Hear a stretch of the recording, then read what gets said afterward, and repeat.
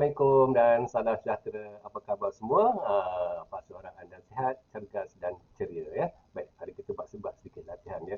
Hari ini saya sehat, saya positif, saya ceria. Yes, yes, yes. Tu dia, harap-harap kita semua ceria lah ya. Baik, kesempatan kali ini Pak Su nak kongsikan satu lagi tajuk yang berkaitan dengan pengaruh persepsi, pengaruh persepsi dalam komunikasi ya. Dalam pengamatan Pak Su lah kan, dalam apa nama bagi ceramah, dalam training, dalam bagi counselling, consultation ya, persepsi ini merupakan satu perkara yang sangat-sangat kritikal, sangat-sangat berpengaruh ya, yang menyebabkan masalah-masalah dalam komunikasi ya. Jadi kita kena faham ya, kenapa persepsi ini memberi kesan atau impak yang sangat besar ya dalam hubungan antara seorang dalam hubungan sosial terutamanya ya. Boleh jadi dalam keluarga ya, dalam komuniti, dalam persatuan, dalam NGO ya, di tempat kerja ya, di tempat belajar dan sebagainya ya. Jadi oleh kerana persepsi kita berbeza-beza, kadang-kadang kita tidak mencapai kesepakatan dalam suatu perkara yang menuntut kita bersepakat ya. Uh, Semua orang punya kadang-kadang punya. Kalau katakan kita kata baju yang Pak Su pakai ni kan, bukan semua orang suka pakai baju warna macam ni. Ya? Sebab tu dalam industri tekstil ni, mereka akan buat baju berbagai-bagai warna. Kerana mereka tahu ya, anggota masyarakat punya persepsi yang berbeza tentang konsep apa, cantik ke kan ya, apa ni cantik. Bagi Pak Su baju warna macam ni cantik lah, Pak Su suka warna ni. Ini persepsi Pak Su ya, berkaitan dengan kecantikan.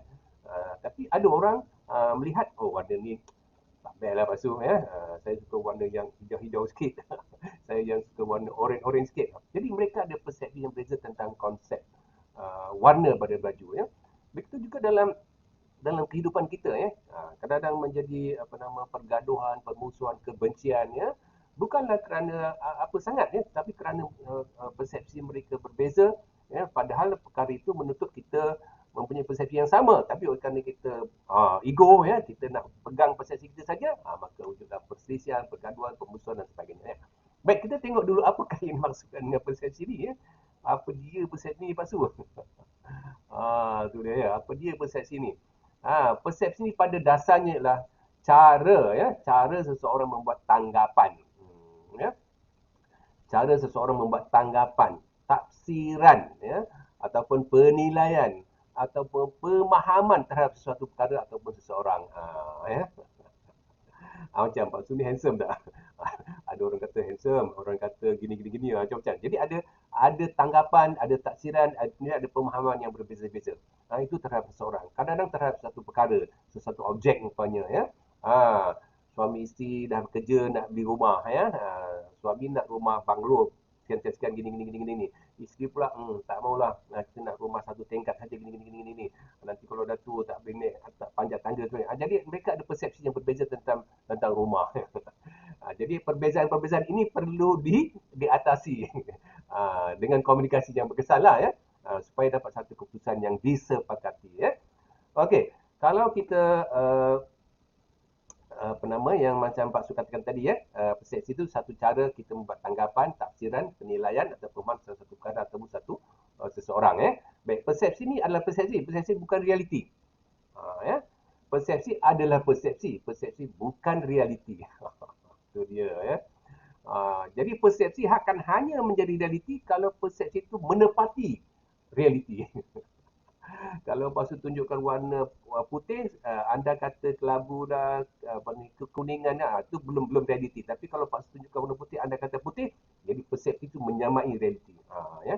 Tapi dalam kehidupan sebenar, kadang-kadang tak macam tu ya. Okey. Yang kedua, komunikasi berkesan apabila persepsi penghantar ya, sama dengan persepsi penerima. Ya. Jadi kalau katakan Pak Su ni orangnya extrovert ya, anda pun orangnya extrovert umpamanya kan ya. Ya. Pak Su ni orang yang structured ya, anda pun jenis orang yang structured. Pentingkan peraturan, kekemasan, organize satu-satu benda ya. Kalau anda macam Pak Su tadi, so Pak Su akan dapat berkomunikasi dengan anda secara baiklah kerana kita punya persepsi yang sama tentang satu perkara tadi. Itu dia ya. Yang ketiga, persepsi membantu individu dalam menentukan makna mesej komunikasi ya. Sebab tu kadang-kadang bila seseorang tu bercakap begini-begini di depan 10 orang, ya, kadang-kadang 10-10 tu memberikan makna yang berbeza-beza. Ya.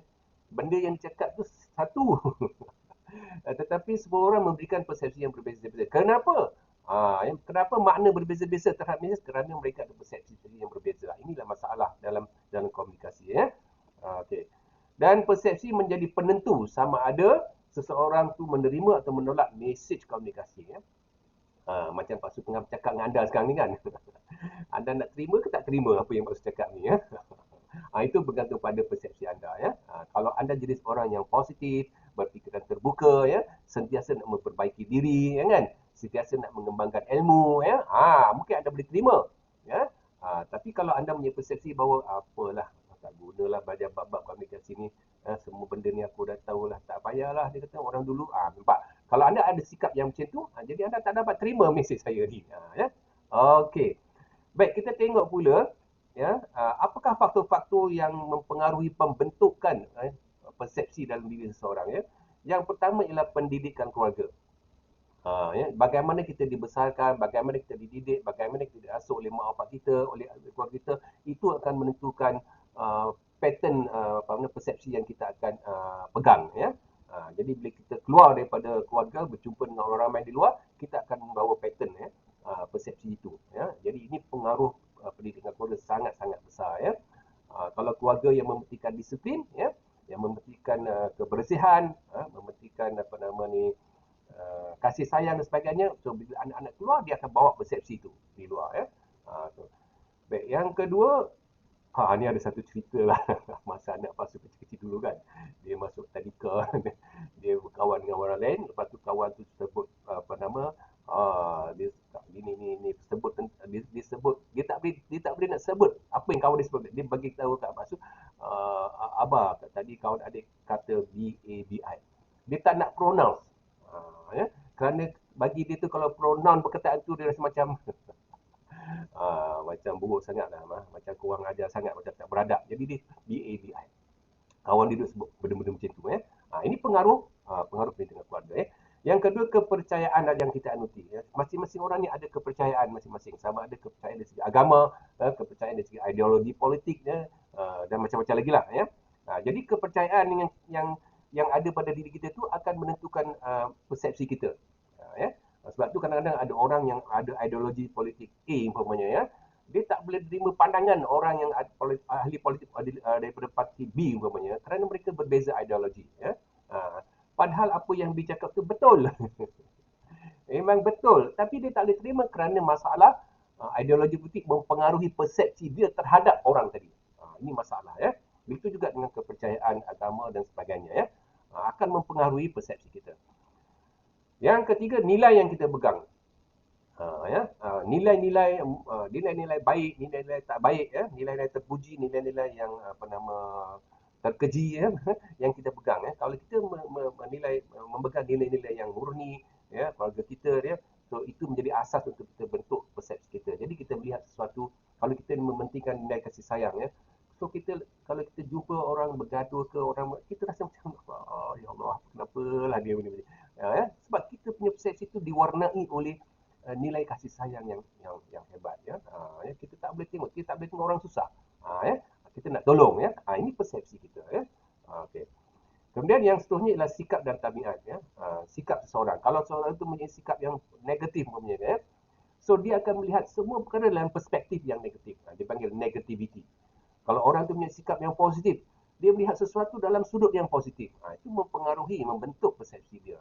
Sebab itulah ibu bapa, ya, perlu memberi penekanan dalam pendidikan supaya kita bentuk sikap pemikiran yang positif pada anak-anak kita, ya, supaya mereka melihat dunia ni semua dalam bentuk yang positif, ya. Ambil sudut yang positif. Bukan semua benda tu positif, ada yang negatif, tapi kita melihat dari sudut perspektif yang positif, ya, supaya kita dapat betulkan yang negatif tadi, ya.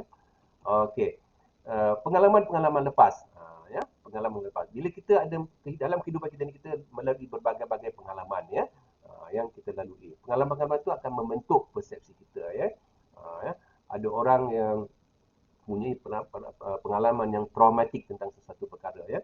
So, bila dia berdepan dengan satu situasi yang lebih kurang sama, dia akan gunakan pengalaman yang trauma tadi itu menilai, bertafsiran ya tentang pengalaman baru tadi. Itu sangat memberi kesan ya. Dan yang seterusnya ialah pandangan dunia atau worldview. Ya. Kita ni setelah kita belajar, dididik oleh keluarga, kita masuk sekolah, masuk universiti, kita baca buku, kita ikut macam-macam lah pengalaman hidup semua bekerja. Kita ni ada worldview kita tentang sesuatu perkara. Ya. Bagaimana kita melihat dunia di luar sana. Sama ada kita lihat dari sudut nilai agama ke, nilai sosial ke, nilai pendidikan ke, nilai politik ke, ya, nilai kemanusiaan ke. Kita ada pandangan atau worldview yang tersendiri.